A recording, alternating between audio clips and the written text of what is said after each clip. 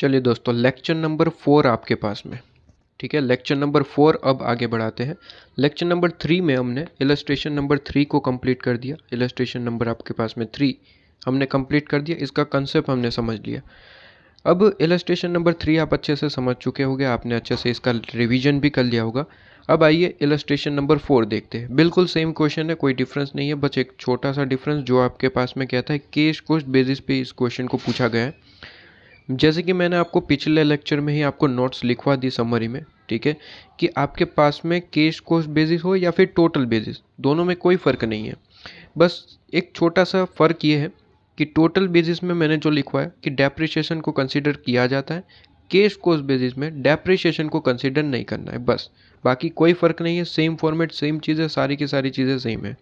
आइए illustration number 4 को देख लेते हैं, मोर अंडरस्टैंडिंग आपको प्राप्त हो जाएगी। इलस्ट्रेशन नंबर 4 क्या इन्फॉर्मेशन है, इन्फॉर्मेशन में देख लेते हैं। कहते हैं following annual figure related to XYZ company के हिसाब से आपको कुछ इन्फॉर्मेशन गिवन है। ठीक है, सेल आपको कहा है एट 2 मंथ क्रेडिट। अब सेल है और 2 मंथ क्रेडिट, मतलब कि सेल में 2 मंथ क्रेडिट, मतलब कि ये डेटर की बात कर रहा है। सिंपल सी चीज़ है, यहाँ पे डेटर की बात हो रही है। ठीक है, हम सेल कर रहे हैं, 2 मंथ क्रेडिट पीरियड हम देते हैं, तो सेल जिसे कर रहे हैं उसे हम क्या कहते हैं, डेटर। ये तो सिंपल सा पॉइंट था। ठीक है, ये सिंपल सा पॉइंट था कि ये डेटर के बारे में बात कर रहे हैं। वैसे भी डेटर सेल से रिलेट करते हैं और परचेज जो है वो क्रेडिटर से रिलेट करता है, तो ये चीज़ आपके पास में एकदम से क्लियर है। ठीक है, कितने मंथ है, 2 मंथ क्रेडिट है। ठीक है, तो 2 महीने का वर्किंग कैपिटल इसमें फंसता है, तो डेटर निकालने के लिए टोटल अमाउंट देंगे। ठीक है, और इंटू 2 डिवाइड बाई 12 कर देंगे, आपके पास में आंसर आ जाएगा कि डेटर में वर्किंग कैपिटल का अमाउंट कितना है।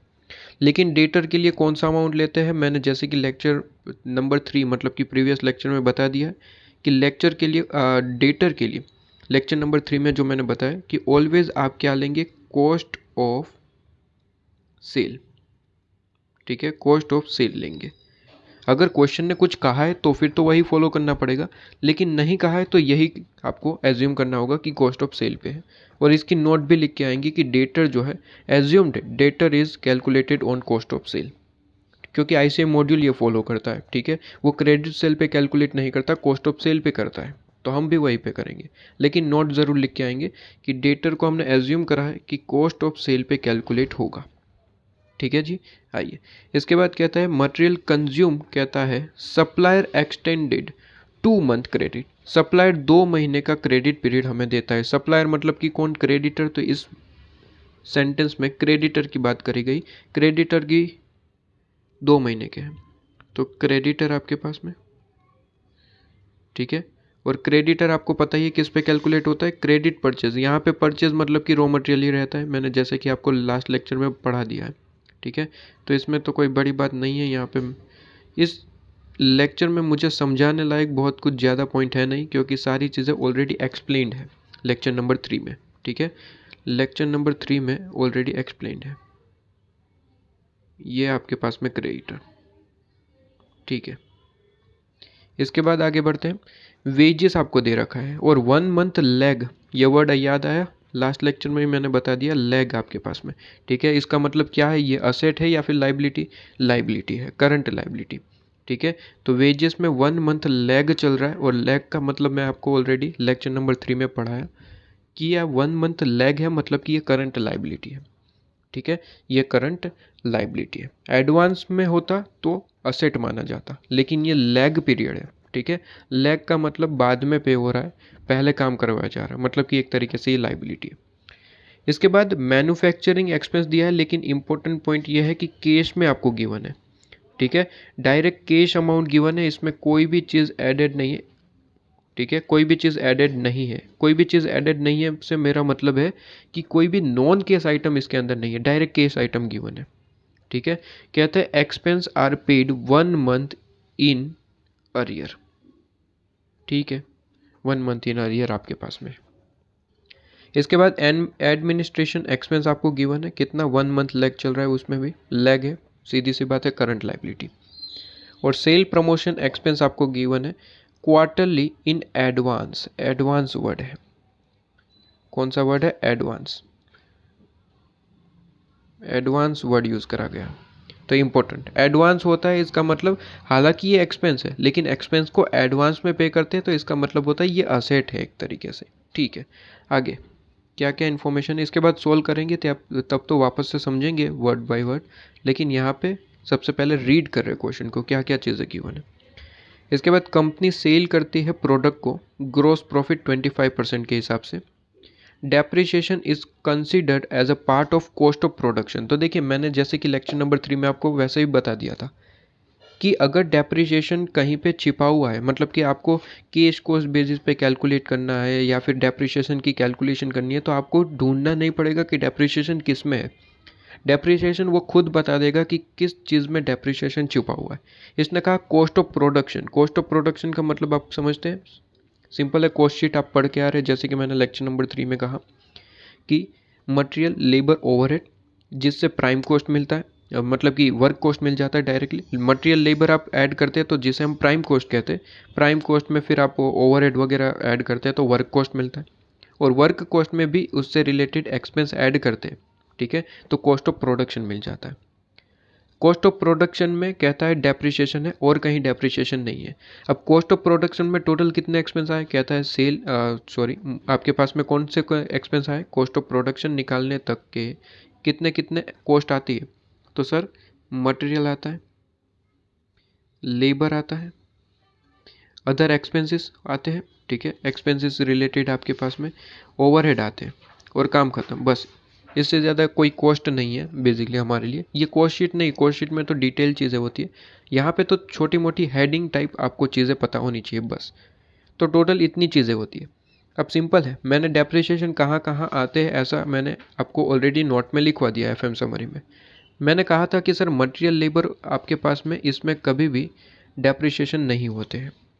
ठीक है, इसमें कभी भी डेप्रिसिएशन नहीं होते। बचा क्या सर, एक्सपेंसेस एंड ओवरहेड, इसमें डेप्रिसिएशन हो सकता है।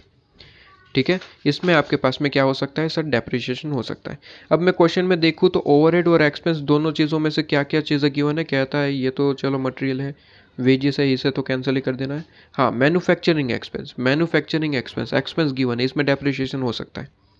और दूसरा ओवरहेड के नाम पे कोई एक्सपेंस नहीं है, मतलब कि ये तो है ही नहीं। तो सीधी सी बात है, डेप्रिसिएशन कहाँ छिपा हुआ है सर, एक्सपेंसिस में छिपा हुआ है। और एक्सपेंसिस कौन सा है, मैन्युफैक्चरिंग एक्सपेंस। इसमें डेप्रिसिएशन इंक्लूडेड है तो मुझे कंसिडर नहीं करना है, मतलब कि माइनस कर देना है। और अगर इंक्लूडेड नहीं है तो फिर कुछ करने की ज़रूरत ही नहीं, डायरेक्ट अमाउंट ले लेना है। फॉर एग्जांपल मैं कहूँ एक्सपेंसेस है, मैन्युफैक्चरिंग एक्सपेंसेस है 20 लाख, फॉर एग्जांपल कि मैन्युफैक्चरिंग एक्सपेंस है कितना, 20 लाख। मैं कहूँ इसके अंदर डेप्रिसिएशन 2 लाख का मिला हुआ है और मुझे कैश कॉस्ट बेसिस पे क्वेश्चन को सोल्व करना है, तो 20 लाख में से 2 लाख माइनस करना पड़ेगा, 18 लाख मुझे एक्सपेंस का अमाउंट लिखना है और उस पर कैलकुलेशन करनी है। लेकिन क्वेश्चन में मैं डायरेक्टली ऐसा कहूँ कि मैन्युफैक्चरिंग एक्सपेंस जो है वो 18 लाख है और मैं ये कहूँ कि इसमें ऑलरेडी डेप्रिसिएशन मैंने हटा दिया है, तो फिर आपको क्या कुछ करने की ज़रूरत है, कुछ भी नहीं करने की ज़रूरत, ऑलरेडी इन कैश अमाउंट है तो कुछ करने की ज़रूरत ही नहीं है। ठीक है, वैसा ही इसने कहा है, कहते हैं डेप्रिसिएशन कंसिडर करा हुआ है कॉस्ट ऑफ प्रोडक्शन में, लेकिन जो अमाउंट यहाँ पे दे रहे हैं मैन्युफैक्चरिंग एक्सपेंस में डेप्रिसिएशन हो सकता है, लेकिन ये खुद ऊपर जो इन्फॉर्मेशन दे रहे हैं उसमें डेप्रिसिएशन हटा के ही दे रहे हैं। डेप्रिसिएशन बेशक इसमें है लेकिन वो डेप्रिसिएशन का अमाउंट हटा के ही आपको डायरेक्टली कैश अमाउंट दे रहे हैं, तो फिर तो ये बढ़िया काम है, आपको कोई कैलकुलेशन करनी नहीं पड़ेगी, डायरेक्टली कैश अमाउंट है, इसी अमाउंट को कंसिडर करते हुए क्वेश्चन को सोल्व कर देना।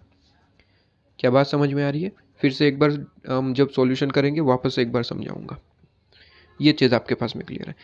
कहता है keep 1 month stock each of raw material, तो ये रॉ मटेरियल की बात कर दी कि रॉ मटेरियल में 1 मंथ का स्टॉक कंटेन करके चलना है, तो ये आपके पास में असेट हो गया, करंट असेट। कहता है फिनिश गुड में भी सेम 1 मंथ, ठीक है जी, ये भी करंट असेट हो गया। कहता है कैश बैलेंस भी मेंटेन करके चलना है 1 लाख, तो ये भी करंट असेट हो गया, ठीक है। और मेन चीज़ आपको एज्यूम करना है 20% सेफ्टी मार्जिन। देखिए वही चीज़ मैं लेक्चर नंबर 3 में डिस्कस कर रहा था कि इलस्ट्रेशन नंबर 3 में नहीं बोला था तो हमने नहीं लिया। सेफ्टी मार्जिन अगर क्वेश्चन में दिया होता है तो लेना है, वरना नहीं लेना है। जैसे कि यहाँ पे गिवन है तो लेना है बस, और इसका कोई ट्रीटमेंट ज़्यादा होता नहीं, डायरेक्ट 20% ऐड कर देना होता है और वर्किंग कैपिटल का आंसर, ठीक है। तो इसकी ज़्यादा कोई ट्रीटमेंट भी नहीं होती और इसका ज़्यादा कोई इंपॉर्टेंस भी नहीं होता। क्वेश्चन में दिया है तो लेना है, नहीं दिया है तो नहीं लेना है। कहता है कंप्यूट करिए working capital requirement of the company on the cash cost basis. ठीक है जी, कैश कॉस्ट बेसिस पे। और वर्किंग कैपिटल रिक्वायरमेंट पूछा है, कोई डेज में अमाउंट नहीं है, ठीक है, अमाउंट है आपके पास में और वर्किंग कैपिटल का अमाउंट पूछा है आपके पास में, ऑब्वियसली मेथड नंबर 2 है। मेथड नंबर 2 है। ऑपरेटिंग साइकिल पूछा होता तो method number 1। Working capital requirement पूछा है, इसका मतलब मेथड नंबर 2 से ये सोल्व करना है। कहता है वर्किंग प्रोग्रेस तो है ही नहीं, इग्नोर कर देना। ठीक है, वर्किंग प्रोग्रेस है ही नहीं क्वेश्चन में, ठीक है, तो वो चीज़ तो लेनी ही नहीं है। तो आइए इसका सॉल्यूशन कर देते हैं एक बार के लिए और देख लेते हैं कि इस क्वेश्चन में क्या हो सकता है क्या नहीं। Question number illustration number 4, illustration number 4। जल्दी से इसका फॉर्मेट सबसे पहले प्रिपेयर कर देंगे। कहता है कि statement of working capital requirement, statement of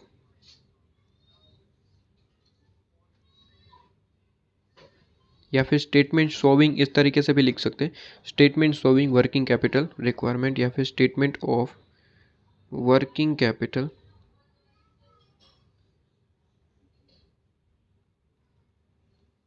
requirement, statement of working capital requirement. इस तरफ पर्टिकुलर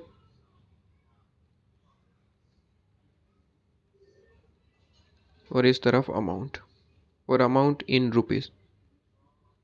तो रुपीस भी यहाँ पे शो कर देंगे तो बार बार लिखना ना पड़े, रुपीस में है। ठीक है, क्लियर आपके पास में? ओके, चलिए यहाँ पे फॉर्मेट के लिए लाइंस ड्रॉ कर देते हैं और काम खत्म। आइए सबसे पहले हेडिंग करंट असेट। ठीक है जी, चलिए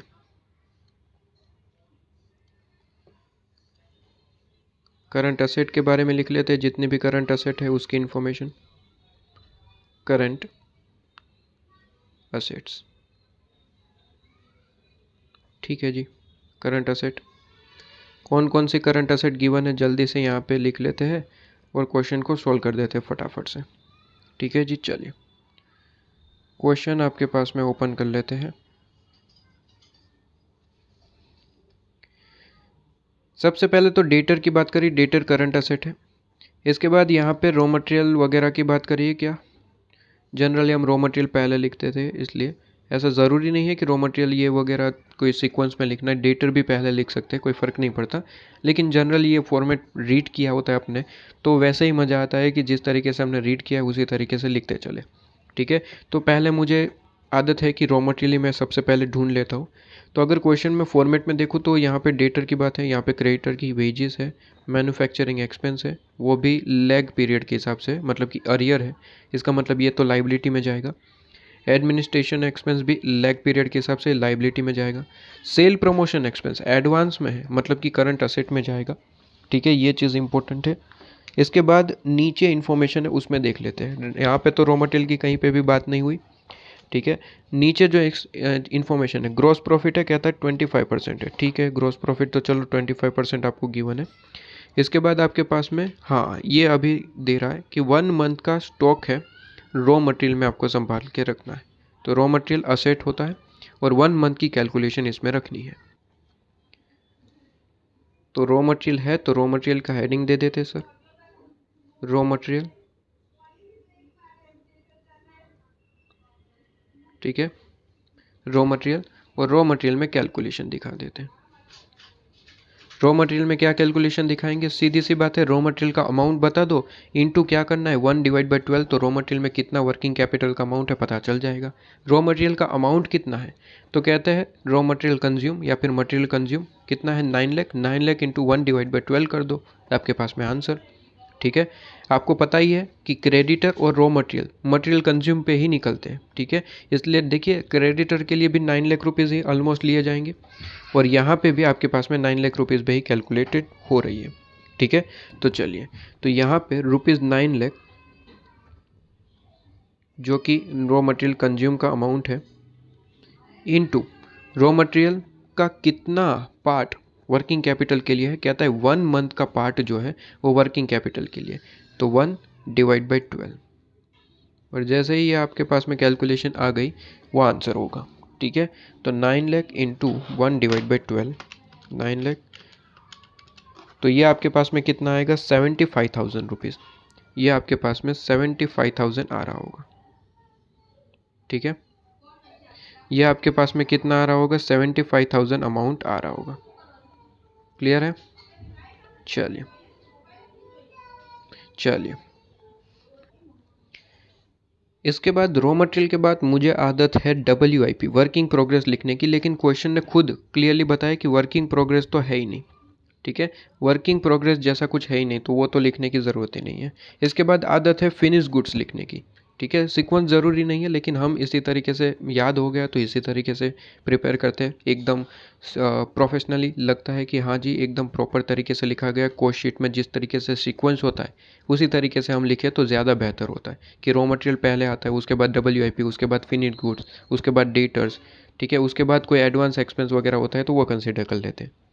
तो सीक्वेंस फॉर्म में लिखे तो ज़्यादा अच्छा रहता है आपके पास में। तो बताइए, वो WIP तो नहीं है। अब फिनिश गुड्स की बात कर लेते हैं। फिनिश गुड तो है, क्वेश्चन में कहा था, ये रहा। फिनिश गुड भी सेम रॉ मटेरियल की तरह ही मेंटेन करके चलना है। कहते हैं आपके पास में 1 मंथ का, ठीक है। फिनिश गुड भी 1 मंथ का मेंटेन करके चलना है, ठीक है। तो कहते हैं finish goods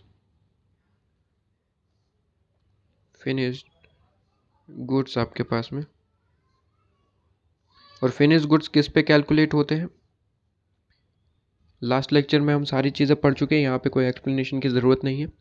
finish goods calculate होता है कॉस्ट ऑफ गुड्स सोल्ड पे। Cost of goods sold calculate करना पड़ेगा। आइए तो वर्किंग नोट यहाँ पे बना लेते हैं, ठीक है। वर्किंग नोट बना लेते हैं यहाँ पे आपके पास में। चलिए, कहते हैं working note,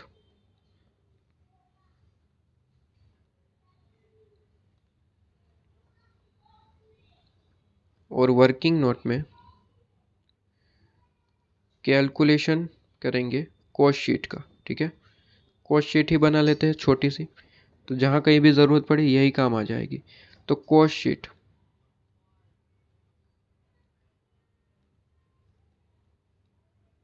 statement,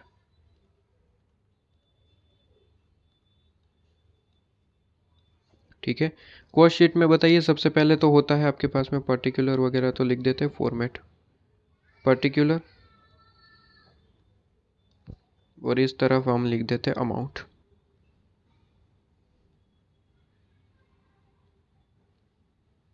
in rupees, ठीक है। पर्टिकुलर और अमाउंट। सबसे पहले तो मटेरियल लेबर ओवरहेड ही होते हैं।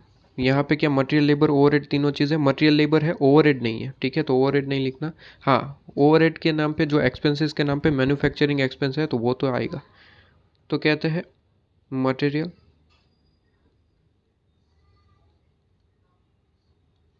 लेबर है, लेबर का है या फिर वेजेस, ठीक है। मटेरियल लेबर है, मैन्युफैक्चरिंग एक्सपेंस है,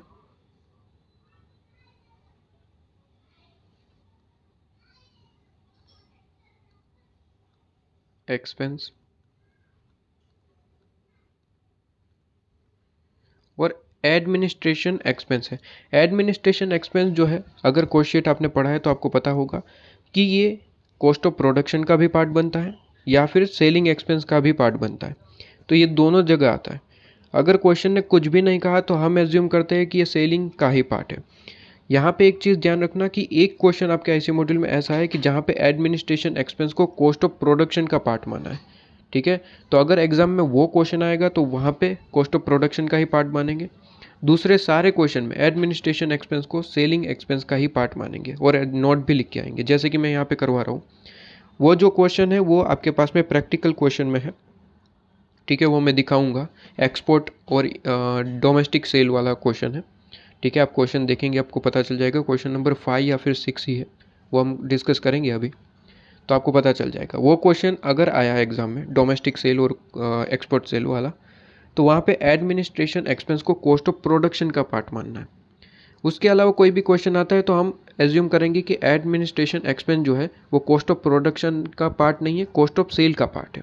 अगर क्वेश्चन में कुछ भी नहीं कहा, जैसे कि इस क्वेश्चन में कुछ भी नहीं कहा है और ना ही ये एक्सपोर्ट और डोमेस्टिक सेल वाला क्वेश्चन है, तो हम क्या मानेंगे, एडमिनिस्ट्रेशन एक्सपेंस को सेलिंग का पार्ट मानेंगे, ठीक है। कॉस्ट ऑफ प्रोडक्शन का पार्ट नहीं मानेंगे। तो उसके अलावा यहाँ पे तीनों चीज़ें ऐड कर दी।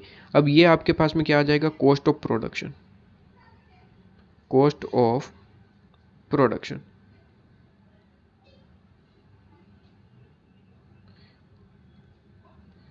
अब कॉस्ट ऑफ प्रोडक्शन मिल चुका है, ठीक है जी। अब यहाँ पे इम्पोर्टेंट बात यह है कि कॉस्ट ऑफ प्रोडक्शन में थोड़े बहुत स्पेसिफिक एक्सपेंस होते हैं जो ऐड और लेस करते हैं, तो हमें COGS मिलते हैं, कॉस्ट शीट अगर आपने पढ़ी है तो। लेकिन इतना डिटेल यहाँ पे नहीं होता है, यहाँ पे तो छोटे मोटे कुछ एक्सपेंस होते हैं, बस बात खत्म। तो कॉस्ट ऑफ प्रोडक्शन के बाद और कोई एक्सपेंस बचते ही नहीं है। दो एक्सपेंस है, एडमिनिस्ट्रेशन एक्सपेंस और सेलिंग एक्सपेंस। ये हमें क्लियरली पता है कि ये सेलिंग एक्सपेंस का पार्ट होता है, ठीक है। तो यहाँ पे आपके पास में नहीं आएगा, कॉस्ट ऑफ सेल में आएगा, ठीक है। तो वो चीज़ यहाँ पे कंसिडर नहीं होगी, तो यहाँ पे हम कॉस्ट ऑफ प्रोडक्शन को ही COGS भी कह सकते, कॉस्ट ऑफ गुड्स सोल्ड, क्योंकि कोई अदर एक्सपेंस है ही नहीं, ठीक है। तो कॉस्ट ऑफ गुड्स सोल्ड, ठीक है। तो ये चीज़ आपके पास में हो जाती है। तो कॉस्ट ऑफ गुड्स सोल्ड जो है वो आप यहाँ पे निकाल लेंगे। तो जल्दी से मटेरियल का अमाउंट बताइए, टोटल अमाउंट ही बताना है। यहाँ पे तो टोटल अमाउंट लिखा जाता है, कहता है मटेरियल कितना है 9 लाख रुपीज़ का, तो यहाँ पे लिख दिया 9 लाख कॉस्ट शीट। इसके बाद वेजेस कितने का है 7,20,000, वेजेस 7,20,000 की पूरे साल की। इसके बाद हमने क्या लिखा है मैन्युफैक्चरिंग एक्सपेंस, तो मैन्युफैक्चरिंग एक्सपेंस कितना है 9,60,000 का कैश मैन्युफैक्चरिंग एक्सपेंस है।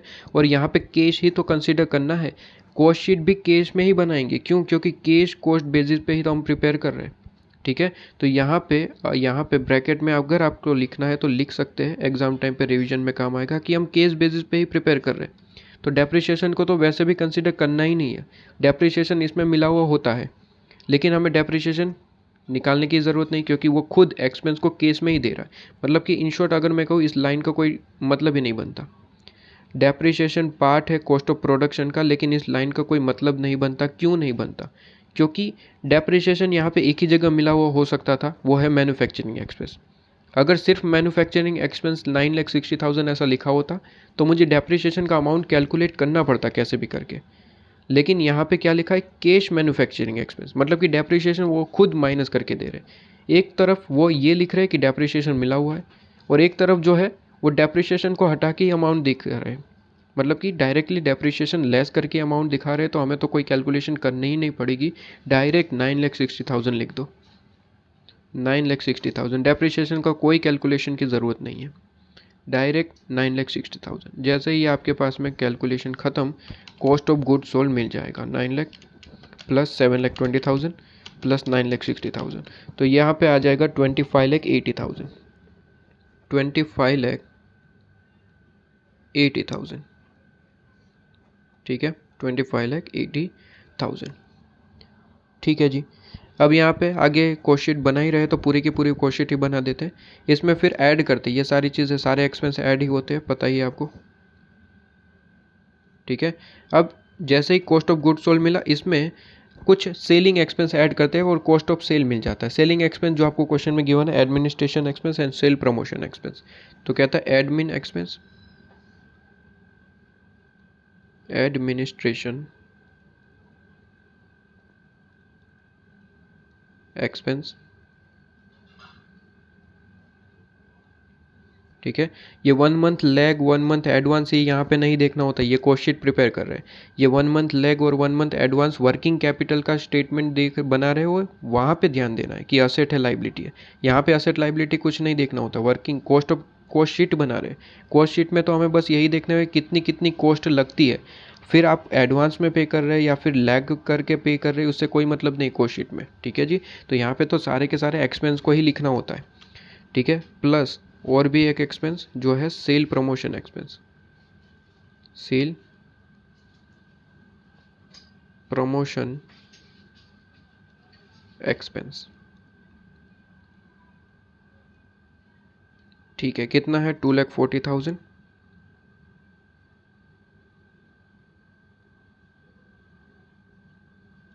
और 1,20,000, 1,20,000। तो यहाँ पे आपको क्या मिल जाएगा, यहाँ पे आपको मिल जाएगा cost of sale, cost of sale, ठीक है। कॉस्ट ऑफ सेल कितना आएगा 25,80,000 प्लस 2,40,000 प्लस 1,20,000। तो यहाँ पे आपके पास में 29,40,000 आएगा। ये कॉस्ट ऑफ सेल आ गया। ठीक है जी, ये कॉस्ट ऑफ सेल आ गया। अब यहाँ पे पहले ही डाउट एक क्लियर कर देता हूँ, जो जनरली डाउट रहता है स्टूडेंट का। कौन सा डाउट रहता है स्टूडेंट का? यहाँ पे ये कहना होता है कि सर क्वेश्चन में देखिए सेल भी गिवन है। सेल कितना है? सेल आपको क्वेश्चन में गिवन है ₹36 लाख। ठीक है सर, 36 लाख। सर अगर ध्यान से देखें तो क्वेश्चन में ग्रॉस प्रॉफिट भी गिवन है 25%। ग्रॉस प्रॉफिट भी गिवन है 25%। तो ग्रॉस प्रॉफिट जीपी कितना है? 25%। और वो तो सेल का ही होता है। अब सर बचपन से पढ़ के आ रहे हैं कि सेल में से अगर ग्रॉस प्रॉफिट माइनस कर देते हैं, सेल में से अगर ग्रॉस प्रॉफिट को माइनस कर दो तो आपको अल्टीमेटली कॉस्ट ऑफ सेल ही मिल जाता है। आपको क्या मिल जाता है? कॉस्ट ऑफ सेल ही मिल जाता है। ठीक है, कॉस्ट ऑफ सेल्स मिल जाना चाहिए।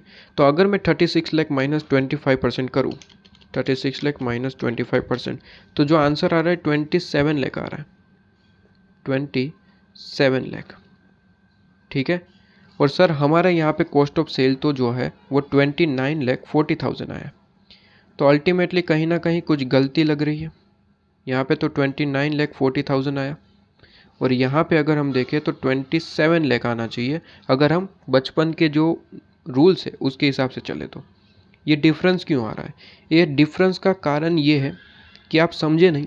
यहाँ पे मैंने जो पहले कहा कि ये कैश बेसिस पे प्रिपेयर कर रहे हैं, कैश बेसिस पे प्रिपेयर कर रहे हैं। फॉर एग्जांपल अगर मैं स्टेटमेंट के हिसाब से बताऊँ, अकाउंट के हिसाब से, तो ये आपके पास में अकाउंट बना रहे फॉर एग्जांपल, उससे ही आपको ज़्यादा समझ आएगा। मैं कहता हूँ चलिए यहाँ पे सेल है, एग्जांपल सेल है 20 लाख, क्लोजिंग स्टॉक है फॉर एग्जांपल 4 लाख। ठीक है, मैंने कहा ओपनिंग स्टॉक आपके पास में है, ओपनिंग स्टॉक आपके पास में है फॉर एग्जांपल 2 लाख। परचेजेस आपके पास में है, परचेजेस आपके पास में है फॉर एग्जांपल 18 लाख। ठीक है, और मैन्युफैक्चरिंग एक्सपेंस दे रखा है मैंने, manufacturing expense for example 1 lakh का। ठीक है, मैन्युफैक्चरिंग एक्सपेंस है 1 लाख का। और मैंने कहा कि ग्रॉस प्रॉफिट आप देख लो कितना आ रहा है। ग्रॉस प्रॉफिट कितना आ रहा है? तो कहता है 24 लाख आपके पास में टोटल है, 24 lakh, 24 lakh.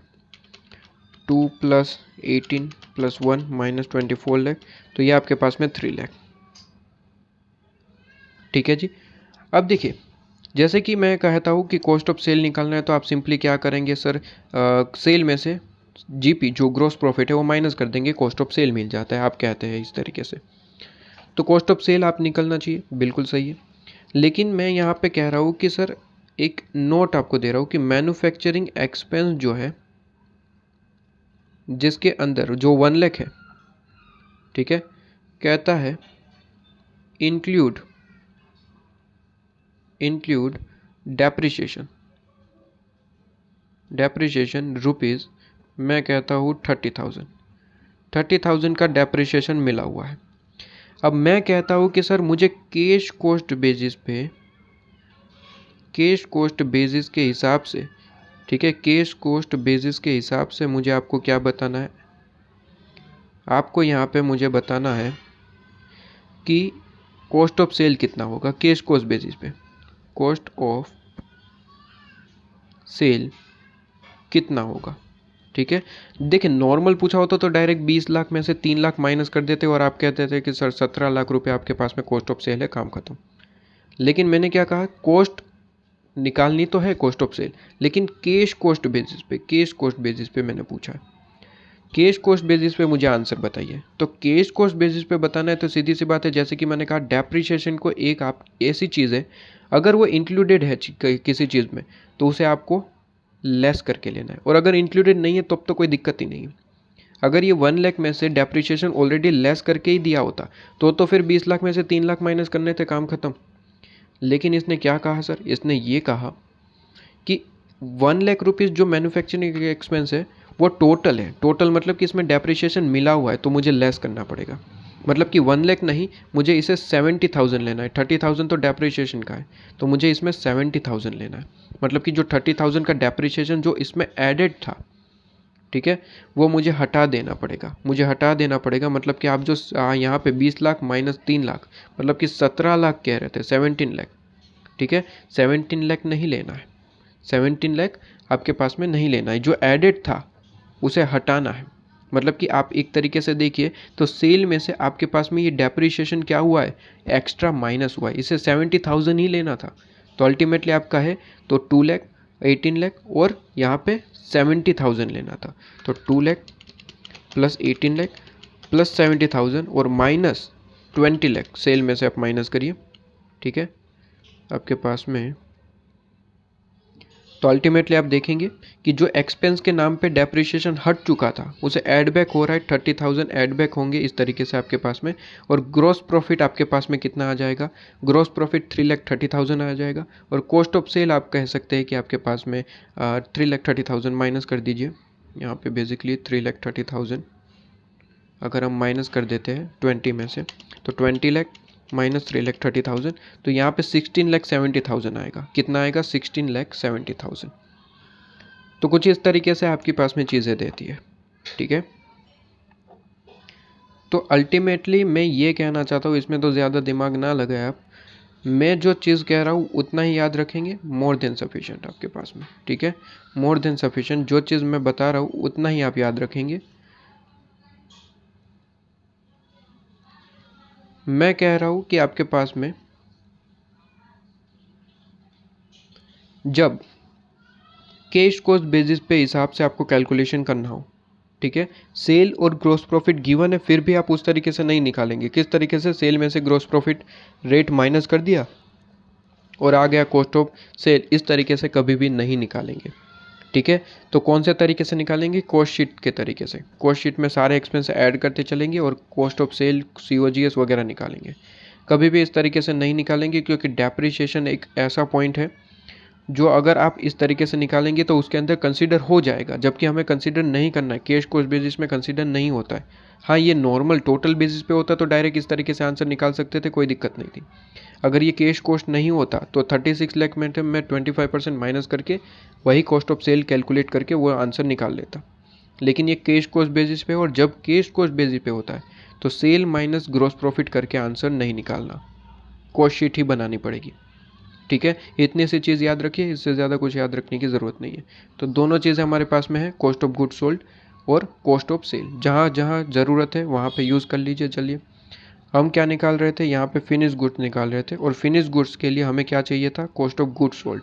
Cost of good sold कितना आया है, 25,80,000, 25,80,000। और फिनिश गुड्स का यहाँ पे कितना मंथ है, फिनिश गुड्स के लिए कहता है सेम एज रॉ मटेरियल, मतलब कि यहाँ पे 1 मंथ, तो 1/12, ठीक है। 25,80,000 इंटू 1/12 मतलब कि 2,15,000, ठीक है। 2,15,000 आपके पास में फिनिश गुड्स में आ जाएगा अमाउंट। तो 2,15,000, ठीक है। इसके बाद फिनिश गुड्स के बाद नॉर्मली हम डेटर लिख देते हैं, तो डेटर लिख लेते हैं एक बार के लिए। डेटर्स किस पे कैलकुलेट होता है, कॉस्ट ऑफ सेल पे।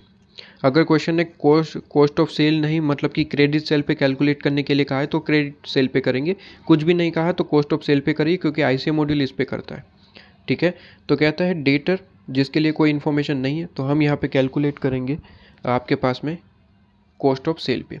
तो कॉस्ट ऑफ सेल कितना है, तो कॉस्ट ऑफ सेल तो अभी अभी निकाल लिए है, कितना आया था 29,40,000, 29,40,000 पे कैलकुलेट हो जाएगा। रुपीज़ 29,40,000 इंटू डेटर के लिए कितना मंथ है, तो ये रहा डेटर 2 मंथ के हिसाब से, तो 2/12, 2/12, ठीक है। तो 29,40,000 इंटू 2/12, तो ये आपके पास में 4,90,000, कितना है 4,90,000, डेटर्स आपके पास में 4,90,000। ठीक है, अब डेटर्स खत्म हो जाते हैं, उसके बाद अदर कोई असेट करंट असेट होती है तो वो हमें कंसिडर करनी होती है, बाकी काम खत्म है। ठीक है, तो असेट के नाम पे और कोई चीज़ है तो यहाँ पे अगर देखें तो सेल कंसिडर हो चुका है डेटर के नाम पे। ये आपके पास में क्रेडिटर है, करंट लाइबिलिटी।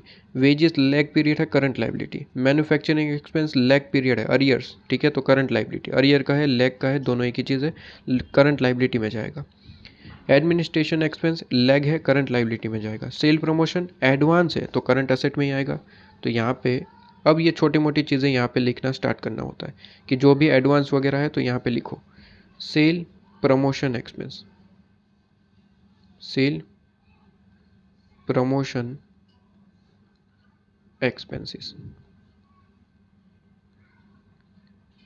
ठीक है, अब सेल प्रमोशन एक्सपेंस किस पे कैलकुलेट करना है, उसके लिए कोई चीज़ नहीं होती। देखिए, जो स्पेसिफिक 5 में लिखा चुका हूँ कि रॉ मटेरियल पे ही कैलकुलेट होता है। Working progress cost of production पे कैलकुलेट होता है। फिनिश गुड्स आपके पास में कॉस्ट ऑफ गुड्स सोल्ड पे COGS पे कैलकुलेट होता है। डेटर्स क्रेडिट सेल या फिर कॉस्ट ऑफ सेल पे कैलकुलेट होता है। और क्रेडिटर क्रेडिट परचेज पे कैलकुलेट होता है। इसके अलावा कोई भी स्पेसिफिक पॉइंट आपके पास में एक्सपेंस वगैरह है तो उसके अमाउंट पे ही कैलकुलेट करना है, उसमें फिर कोई भी अमाउंट नहीं देखना। मतलब कि सेल प्रमोशन एक्सपेंस ये 5 पॉइंट के अलावा है सर, बिल्कुल, तो उसके अमाउंट से ही कैलकुलेट करना है। मतलब कि 1,20,000 पे उसका मंथ मल्टीप्लाई करके आंसर निकाल लो। क्वार्टरली कहा है, क्वार्टरली मतलब कि आपके पास 3/12 करना है। ठीक है, तो यहाँ पे बताइए सबसे पहले एक्सपेंस का अमाउंट कितना है, 1,20,000 इंटू क्वार्टरली है मतलब कि 3/12 करना है। लो जी, खत्म। ओके, तो 1,20,000 इंटू 3/12 मतलब कि 30,000 रुपीज़। ठीक है, 30,000 रुपीज़। क्लियर है एकदम से? तो ये आपके पास में एसेट हो गया। इसके अलावा कोई कैश मेंटेन करने के लिए ऐसा कुछ कहा है? हाँ, कैश भी है, कहता है 1 लाख आपके पास में कैश मेंटेन करने के लिए कह रहे हैं। तो कैश मेंटेन करने के लिए कहा है तो वो भी मेंटेन करना है, वो भी असेट है, करंट असेट। कैश आपके पास में वो तो डायरेक्टली गिवन ही होता है, 1 लाख रुपीज़, 1 लाख आपके पास में। ठीक है, इसके अलावा कोई चीज़, मैं 20% मैं आपके पास में मार्जिन है वो तो लास्ट में ऐड करना है, और कोई असेट नहीं है तो ठीक है। तो इसका टोटल लगा लेंगे तो टोटल असेट आपके पास में आ जाएगी। अब इसमें से क्या करना है, टोटल लाइबिलिटी माइनस करना है। ये आपके पास में करंट असेट आ जाएगी, टोटल करंट असेट, जिसे ग्रोस वर्किंग कैपिटल भी कह सकते हैं, करंट असेट। और जैसे कि लेक्चर नंबर 3 में मैंने कहा था, ग्रोस वर्किंग कैपिटल भी आप यहाँ पे लिख सकते हैं। ठीक है, ये सारी एक्सप्लेनेशन तो हो चुकी है तो मुझे बार बार यहाँ पे बताने की ज़रूरत नहीं है। तो कहता है करंट लाइबिलिटी, अब लिख लेते हैं करंट लाइबिलिटीज। ठीक है, करंट लाइबिलिटीज लेस करना है तो यहाँ पे लेस जरूर लिखिएगा, लेस करंट एसेट में से करंट लाइबिलिटी लेस करना है। ठीक है, आइए करंट लाइबिलिटी में क्या चीज़ है आपके पास में वो देख लेते हैं।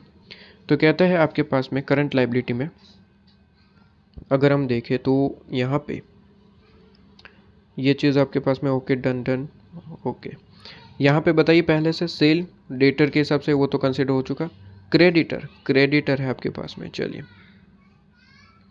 क्रेडिटर्स करंट लाइबिलिटी है, करंट लाइबिलिटी है। क्रेडिटर किस पे कैलकुलेट होता है sir, credit purchase, credit purchase मतलब कि रॉ मटेरियल, रॉ मटेरियल कितना है तो वो ऑलरेडी गिवन है 9 लाख रुपीज़, तो 9 लाख रुपीज़ पे कैलकुलेट कर लो, 9 लाख रुपीज़। और कितने मंथ के है क्रेडिटर, क्रेडिटर में आपको मंथ ऑलरेडी गिवन है आपके पास में कितना, 2 मंथ, 2 मंथ है तो 2/12 करना है। तो 2/12 9 लाख इंटू 2/12 तो आपके पास में 1,50,000, 1,50,000। ठीक है, क्लियर है। इसके बाद कोई अदर करंट लाइबिलिटी हो तो दिखाइए। तो कहते हैं वेजेस, वेजेस में लेग चल रहा है मतलब कि ये करंट लाइबिलिटी है, वेजेस। बताइए ज़रा वेजेस में क्या चीज़ है। कहते हैं वेजेस में आपके पास में 7,20,000 है, वेजेस वेजेस पे ही कैलकुलेट होता है, उसमें तो कोई बड़ी बात नहीं है। 7,20,000 इंटू कितने मंथ है, कहता है 1 मंथ लैग चल रहा है, मतलब कि लाइबिलिटी है 1/12। 7,20,000 इंटू 1/12 आपके पास में 60,000 रुपीज़। तो लो जी 60,000, ठीक है 60,000 आपके पास में। इसके बाद मैन्युफैक्चरिंग एक्सपेंस, लैग पीरियड चल रहा है, मतलब कि मैन्युफैक्चरिंग भी करंट लाइबिलिटी है। तो आइए करंट लाइबिलिटी में लिख लेते हैं, आपके पास में मैन्युफैक्चरिंग एक्सपेंस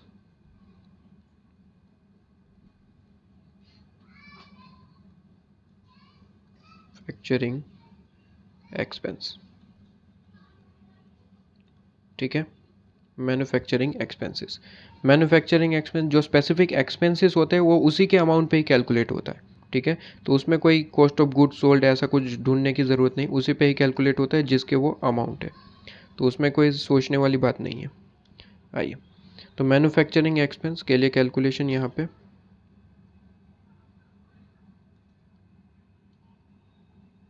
मैन्युफैक्चरिंग एक्सपेंस का कितना अमाउंट है वो देख लेते हैं।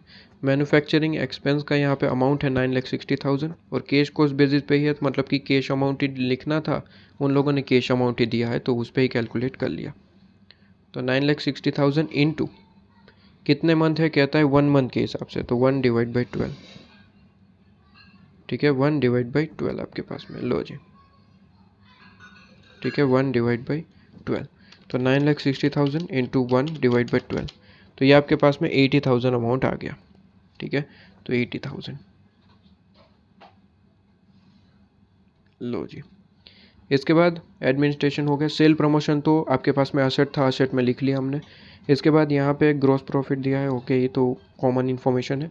स्टॉक कंसीडर हो चुका, वो असेट है। फिनिश गुड असेट है, कंसीडर हो चुका। कैश असेट है, कंसीडर कर लिया। इसके अलावा तो कोई चीज़ बाकी नहीं रहती, ख़त्म हो जाए ना, ख़त्म। एडमिनिस्ट्रेशन एक्सपेंस एक रह गया ना, एडमिनिस्ट्रेशन एक्सपेंस। तो एडमिनिस्ट्रेशन एक्सपेंस आपके पास में एक रह गया, एडमिनिस्ट्रेशन एक्सपेंस लिख लेते हैं।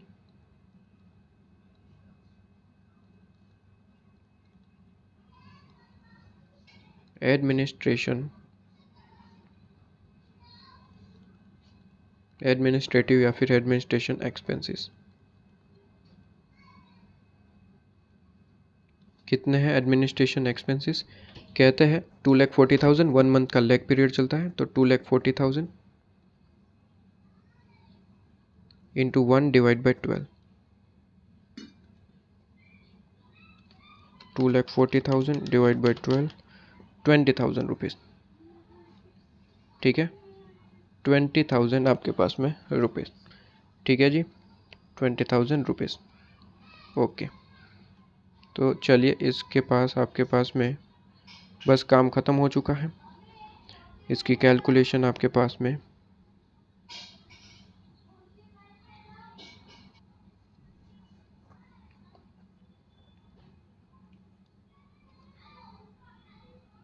चलिए ये फॉर्मेट आपके पास में थोड़ा बड़ा कर दिया और यहाँ पे क्वेश्चन सोल्व होने वाला है। कहता है करंट असेट का यहाँ पे टोटल कर देंगे, यहाँ पे करंट लाइबिलिटी का टोटल कर देंगे। करंट लाइबिलिटीज़, ठीक है करंट लाइबिलिटीज़ जो कि मुझे माइनस करनी है करंट असेट में से, ओके। एक चीज़ यहाँ पे जो इंपॉर्टेंट पॉइंट, सेफ्टी मार्जिन इस बार मेंटेन करके चलना है, कितना 20%, वो भूलना नहीं है। लेकिन वो डायरेक्ट जैसे ही माइनस करेंगे जो अमाउंट बचेगा उसमें 20% ऐड करना है, मतलब कि यहाँ पे करंट असेट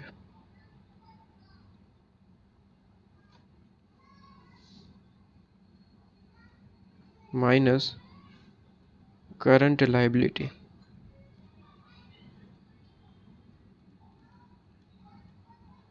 जो आया उसमें मुझे ऐड करना है सेफ्टी मार्जिन, ठीक है सेफ्टी मार्जिन ऐड करना है जो कि है 20%, ठीक है। तो इस तरीके से तो मुझे जल्दी से यहाँ पे करंट असेट का टोटल दिखा देंगे।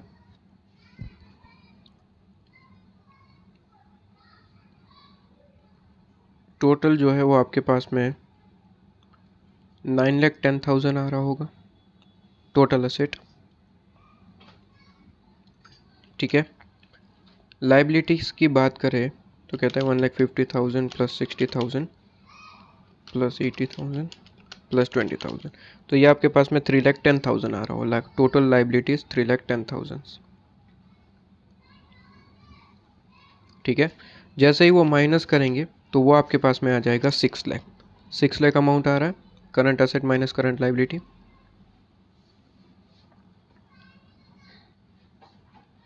ठीक है, और इसमें 20% ऐड करना है। 20% डायरेक्टली ऐड करना होता है, मतलब कि 6 लाख जो है उसमें ही 20% ऐड कर देना। 6 लाख का 20% मतलब कि 1,20,000, और ऐड करने के बाद जो भी अमाउंट आ गया उसे ही हम क्या कहते हैं, वर्किंग कैपिटल।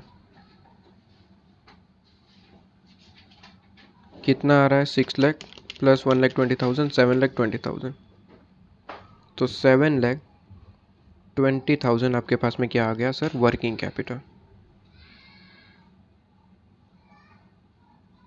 Working capital. ठीक है जी, वर्किंग कैपिटल आपके पास में 7,20,000। ठीक है,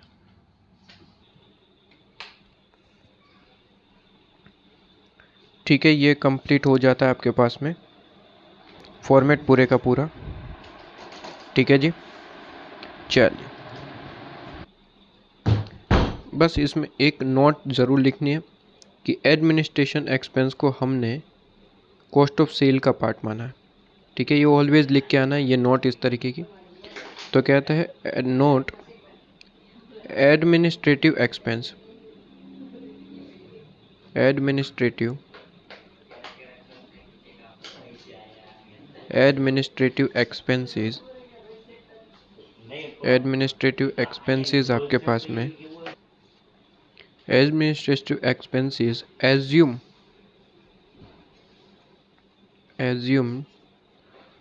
to be part of cost of sale, assume to be part of cost of sale, cost of sales। ठीक है जी, लीजिए, तो administrative expense assume to be part of cost of sale. Okay जी, तो ये आपने नोट भी लिख दी और ये सॉल्यूशन भी आपने कंप्लीट कर दिया। इसी तरीके से आपके पास में ये क्वेश्चन का कंप्लीशन हो जाता है। ठीक है जी, चलिए पॉइंट ख़त्म। इतना सॉल्यूशन था आपके पास में इलस्ट्रेशन नंबर 4 का। ठीक है, तो देख लीजिए इस इलस्ट्रेशन नंबर 4। इसके बाद आगे बढ़ते हैं। इलस्ट्रेशन नंबर 4, ये करंट असेट में हमने ये सारी की सारी चीज़ें लिख ली और नीचे नोट भी लिख दी। वर्किंग कैपिटल आपके पास में टोटल आ गया 7,20,000 रुपीज़ का। ठीक है, कंप्लीट हो जाता है। चलिए अब इसके बाद प्रैक्टिकल क्वेश्चन में जाना पड़ेगा। प्रैक्टिकल क्वेश्चन में आप आएंगे, प्रैक्टिकल क्वेश्चन नंबर जो एक्सपोर्ट सेल वाला क्वेश्चन है, क्वेश्चन नंबर 5 है आई थिंक। क्वेश्चन नंबर 5 नहीं है,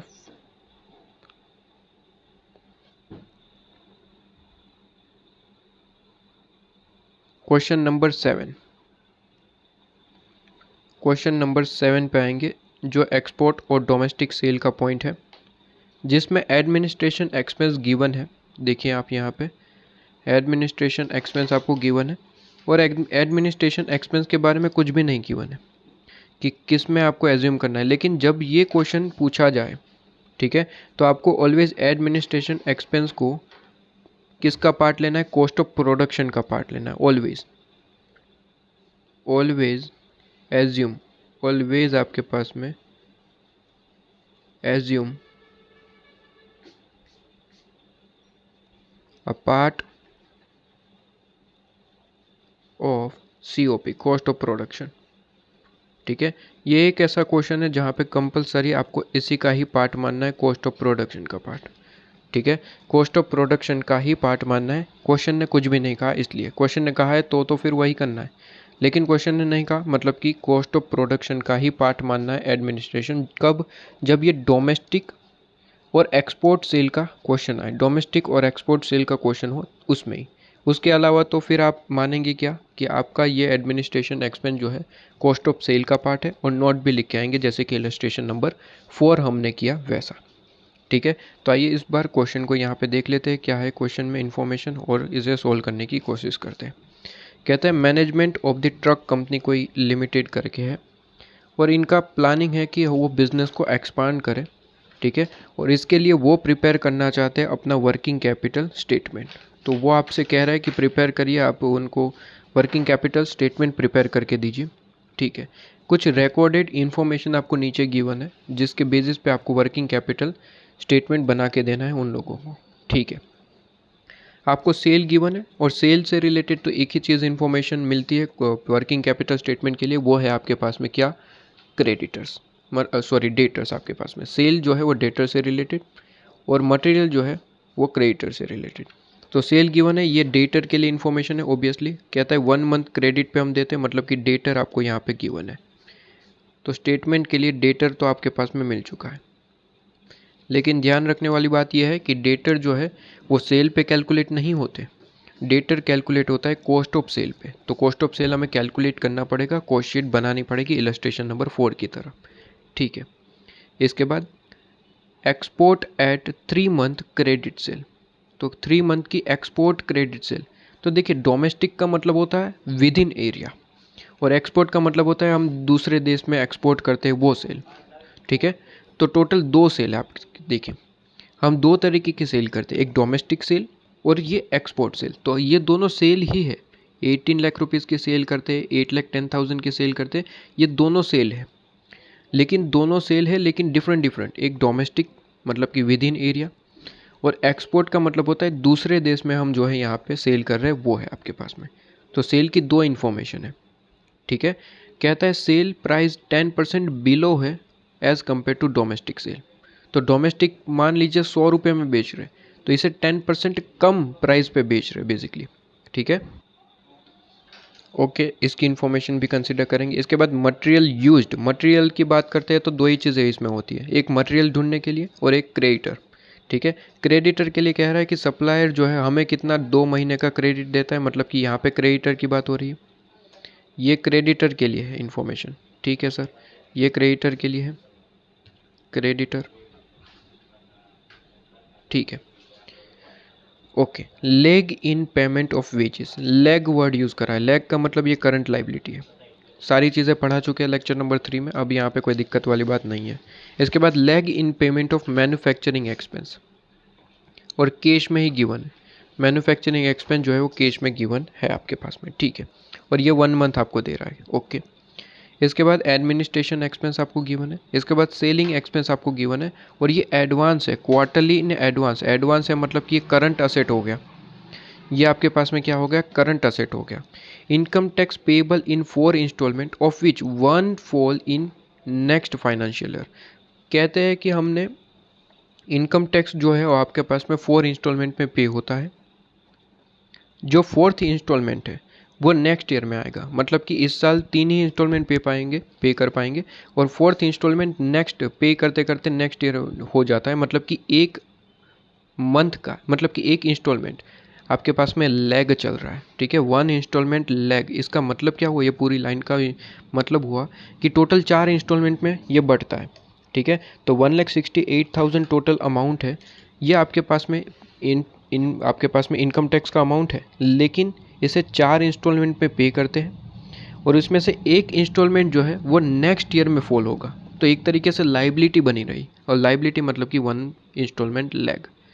तो शॉर्ट में अगर हम लिखें तो ये कहता है 1 इंस्टॉलमेंट लैग करता है इस साल का, 1 इंस्टॉलमेंट लैग। ठीक है, शॉर्ट में हमने लिख दिया बस समझने के लिए। तो 1 इंस्टॉलमेंट यहाँ पे लैग करता है, इस तरीके की इन्फॉर्मेशन है। ठीक है, तो ये करंट लाइबिलिटी हो गया आपके लिए। ओके, फिर रेट ऑफ ग्रॉस प्रॉफिट 20% है, 20% ग्रॉस प्रॉफिट है।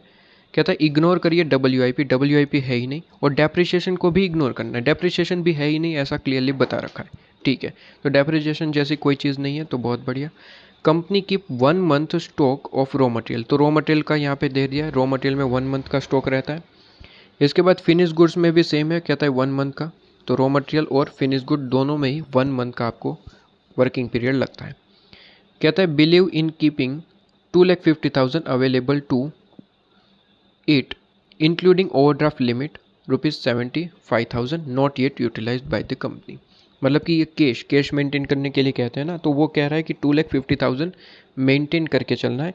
इसमें 75,000 ऐसा है कि जो आपके पास में ओवरड्राफ्ट लिमिट है, ठीक है, जो कंपनी की ओवरड्राफ्ट लिमिट है, मतलब कि 75,000 तक आप जो है अगर यूज़ करना चाहे कैश तो वो आप यूज़ कर सकते हैं, ठीक है। तो ये बेसिकली कैश नहीं होता, एक तरीके की आपके लिए फैसिलिटी होती है, बैंक में ये आपको प्रोवाइड करती जाती है कि जब आपको ज़रूरत हो तो आप 75,000 का यूज़ कर सकते हैं, लेकिन ये कैश नहीं होता, ये फैसिलिटी है कि बैंक से आप ये 75,000 तक की आप जो है हेल्प ले सकते हैं, लेकिन ये कैश नहीं होता, ये इंपॉर्टेंट पॉइंट है, ठीक है। जो कि 75,000 इसमें मिला हुआ है, हमें यहाँ पे क्या लिखना होता है, कैश लिखना होता है। ओवरड्राफ्ट जो है कभी भी करंट असेट के साथ नहीं आएगा, ओवरड्राफ्ट अगर इसमें मिला हुआ है तो उसे माइनस करके मुझे कैश अमाउंट निकालना है। तो 2,50,000 बेसिकली अमाउंट है, लेकिन 2,50,000 में 75,000 तो ओवरड्राफ्ट का अमाउंट है, वो कैश अमाउंट नहीं कहा जाता। तो 2,50,000 माइनस 75,000, तो इसका मतलब है 1,75,000 जो है वो क्या है, कैश अमाउंट है। तो यहाँ पे कंसिडर कितना करना है, केवल और केवल 1,75,000, 2,50,000 नहीं लेना है। मतलब कि करंट एसेट में जो लास्ट में कैश लिखते हैं ना, उसमें आपको लिखना है ₹1,75,000 ओनली, ठीक है। 1,75,000 आपके पास में आएगा, ठीक है। ये चीज़ आपके पास में क्लियर हो जाती है। Management is also of the opinion to make 10% margin बनाना चाहते हैं, ठीक है, तो वो तो लास्ट में ऐड कर देंगे, सेफ्टी मार्जिन है, ठीक है, फॉर कंटिजेंसीज। और कहता है you are required to prepare estimation of working capital statement, ठीक है। तो वर्किंग कैपिटल स्टेटमेंट प्रिपेयर करना है, तो इसमें कोई बड़ी बात नहीं, इलस्ट्रेशन 4 किया, सेम टू सेम है। बस एक चीज़ जो आपको ये बतानी थी कि जब भी डोमेस्टिक और एक्सपोर्ट सेल का इन्फॉर्मेशन आएगा तब आपको क्या करना है, तब आपको यहाँ पे बेसिकली एडमिनिस्ट्रेशन को ऑलवेज कॉस्ट ऑफ प्रोडक्शन का पार्ट मानना है, बस ये इंपॉर्टेंट पॉइंट था। और दूसरा जो कॉस्ट शीट बनाना है वो इंपॉर्टेंट पॉइंट है, तो कॉस्ट शीट बनाना सिखाते हैं, चलिए।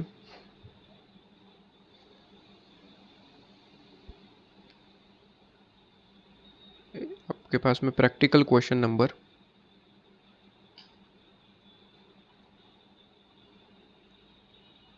7, ठीक है।